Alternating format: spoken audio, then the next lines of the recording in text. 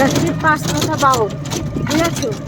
তা যাওয়ার সময় আমাদের দুই ধারে এই কি সুন্দর জলাশয় দেখো, দেখি শুনেছি যাইনি চালিয়ে আসি।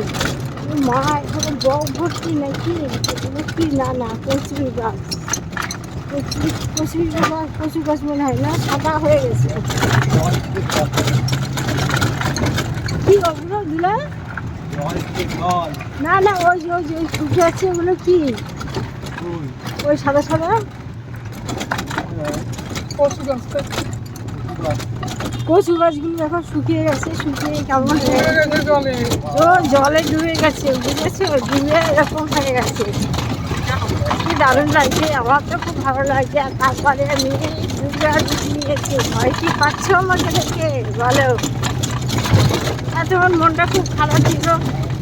সকালবেলা 4:30টার সময় উঠেছি, উঠে আমার যে আমাকে সাজিয়ে দিল তার বেড়াতে যাবে, সে পারবেই না, তার বাড়িতে চলে গেছে আমি সাজতে। ভোর 5-5:30 বেরিয়ে গেছি সাজতে, বাড়ি এসে দেখি কাজে দিদি আসি। বলো মাথাটা কেমন গরম হয়ে যায়। তারপরে মাথাটা মুখটা নষ্ট হয়ে গেছে, কী ভিডিওগুলো বুঝতে পারছিলাম না। তারপরে আস্তে আস্তে নিজেকে ঠিক করে নিলাম, কী করবো বলো। এই রোদে ভিতরে বেরিয়েছি, এখন কোথায় ভিডিও করবো জানি না। একটা কাশবন দেখছি না বন্ধুরা, পথের ভিতরে বেরোচ্ছি, কোথাও একটা কাশবন নেই। অবাক কাণ্ড, অবাক। দেখো কিছু জলাশয়, কিন্তু কচুরি পানা, কিন্তু কাশবন নেই। দুর্গা মা আসছে মরতে, কাশবন নেই বলে হলো। কাশবনগুলো কোথায় চলে গেছে?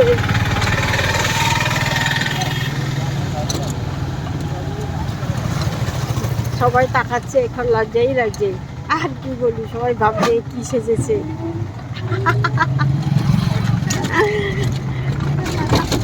যাই হোক, আমার তো কিছু করাই নেই, যারা এসব শুট করে তাদের তো বিভিন্ন রকম ভাবে সাজতে হয়। দেখো দেখো গরুগুলো কি দারুণ, গরুগুলো দেখো, কতগুলো গরু দেখো। এই বাবা, রাস্তা তো না নাগরদোলা,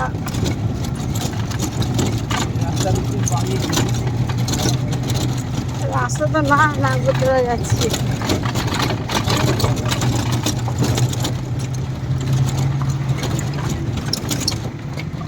চলছি তো চলছি, শেষ নেই, কোথায় গিয়ে শেষ হবে যাই না। কখন থেকে বেরোচ্ছি আমরা।